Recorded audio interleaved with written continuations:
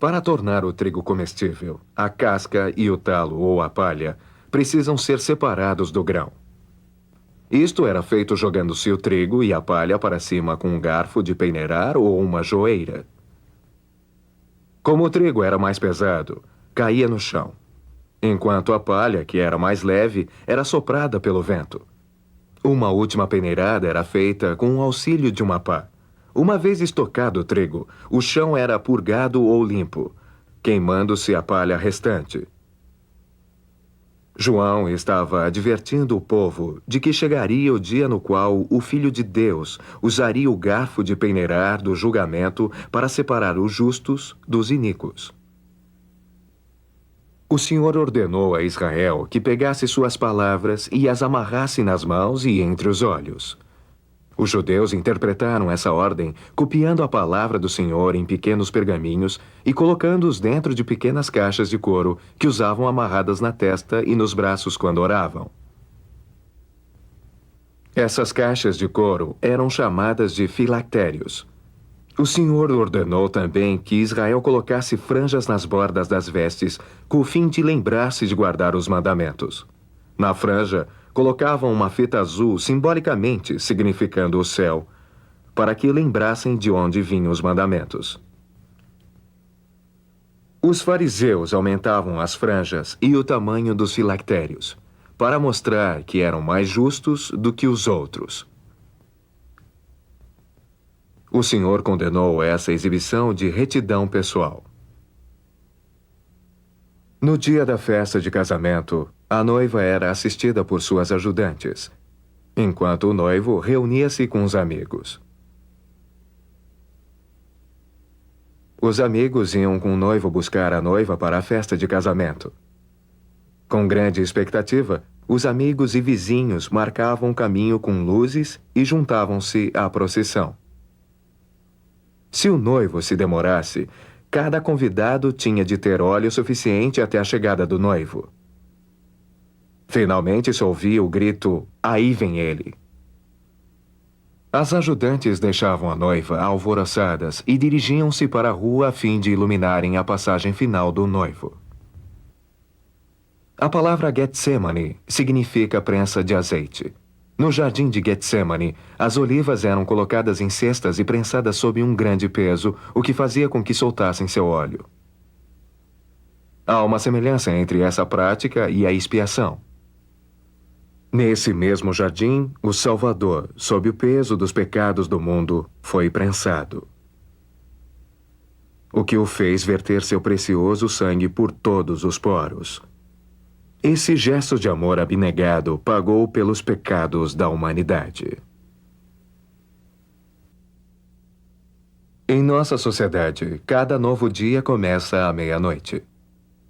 No antigo Oriente Médio, o dia começava ao pôr do sol. Ainda há vestígios dessa prática na celebração da véspera de Natal. A noite e o dia eram divididos em 12 segmentos iguais, chamados horas. Embora o tempo real variasse de acordo com a época do ano, o nascer do sol ocorria por volta das 6 da manhã. 3 horas depois era a terceira hora, por volta de 9 horas da manhã. A nona hora seria por volta de 3 da tarde. A noite era dividida em 4 sessões chamadas vigílias. O nome vigílias vem das 3 horas durante a noite nas quais os soldados ficavam de guarda ou em vigília. As vigílias começavam ao pôr do sol e terminavam às 9. Meia-noite, 3 e 6 horas. A antiga Israel esperava pela vinda do Messias ou Cristo. Ambos os títulos significavam o ungido. As palavras "me ungiu", na profecia de Isaías, referem-se a um Messias que haveria de vir. Ao dizer "hoje se cumpriu esta escritura em vossos ouvidos", Jesus estava dizendo aos judeus que ele era o Messias prometido. As pessoas na sinagoga pensavam que ele era apenas filho de um carpinteiro e queriam matá-lo por blasfêmia. A bolsa era usada para guardar dinheiro e existiam vários tipos, como a bolsa presa ou a pendurada na faixa da túnica. A alforge era uma sacola de viagem, às vezes chamada de bolsa de mendigo. Era usada para carregar mantimentos e outros objetos de uso pessoal. O saco era feito de pelo de cabra e era bem áspero como estopa. Por ser muito desconfortável de usar direto na pele, simbolizava externamente a profunda tristeza e tribulação por que uma pessoa estivesse passando. As cinzas eram salpicadas na cabeça para mostrar humildade. Uma grande variedade de problemas de pele era diagnosticada como lepra. Em geral, formavam-se caroços, que se tornavam vermelhos. Depois criavam uma crosta branca que progredia ao ponto de dolorosas feridas. Muitas vezes a doença atingia os ossos, afetando os órgãos internos e causando frequentemente a deformação de membros. A lepra era a doença mais temida na Terra Santa. Quando infectadas, as pessoas tinham que ser examinadas pelo sacerdote. Se este declarasse que a lepra era imunda, isso significava que a pessoa não se qualificava para as ordenanças sagradas e era banida da comunidade. Quando curado, o leproso podia ser declarado limpo e ser levado de volta à sociedade. Na comunidade judaica, a sinagoga, dirigida por um grupo de anciãos locais, tornou-se o centro social, educacional e religioso da comunidade. Ser excomungado excluía a pessoa do uso da sinagoga, que era a parte principal da sua interação social. Clamar que Jesus curara seu filho era considerado uma blasfêmia pelos líderes da sinagoga, uma ofensa que merecia excomunhão.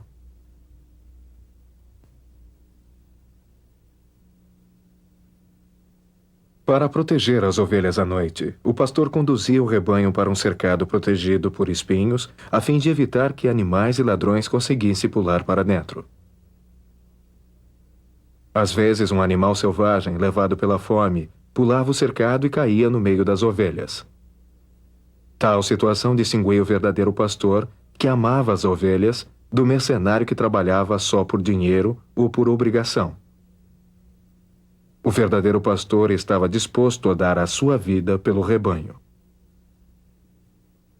No Oriente Médio, o pastor conhece cada uma de suas ovelhas. Ele caminha na frente delas e chama-as pelo nome. As ovelhas conhecem-lhe a voz e confiam nele. Elas não seguiriam um estranho. Assim, quando o pastor as chama do portão do aprisco, apenas as suas ovelhas atendem. No tempo do Salvador, os banquetes eram feitos com as pessoas reclinadas em sofás. O convidado mais ilustre sentava-se à direita do anfitrião, o segundo à esquerda e os demais após estes, dependendo de sua posição social. Enquanto comiam, normalmente se apoiavam no cotovelo esquerdo e comiam com a mão direita. A pessoa deitada na frente ficava reclinada no seio da pessoa atrás dela, porque essa estaria mais próxima de seu peito. Da mesma forma, essa pessoa estaria reclinada no seio de quem estava atrás dela, embora não se tocassem realmente. Era também comum que os servos lavassem os pés dos convidados enquanto estes comiam. Embora as sinagogas locais fossem presididas por anciãos, a congregação participava ativamente da instrução. Depois da leitura das Escrituras, o orador comentava a passagem lida. Nessa hora, a congregação podia fazer perguntas e participar do debate. Paulo aproveitava essa oportunidade para ensinar o Evangelho nas sinagogas. O aio a que as Escrituras se referem era um servo de confiança, cuja principal responsabilidade era orientar um jovem até a maioridade. Uma dessas responsabilidades era levar o menino à escola, onde seria formalmente ensinado por um professor. A lei de Moisés era como um tutor, até o Salvador chegar com uma lei maior. A vestimenta básica, tanto de homens como de mulheres, era a túnica. Parecia-se com um saco com aberturas para a cabeça e os braços. Usava-se um pedaço de couro ou pano dobrado na cintura como cinto, que era chamado de faixa. Na hora do trabalho, a longa túnica poderia atrapalhar, então arregaçavam as pontas, prendendo-as na faixa para terem liberdade de movimentos nas pernas. Isso era chamado de cingir os lombos. No Evangelho, cingir os lombos significa preparar-se, trabalhar arduamente e prestar serviço no reino.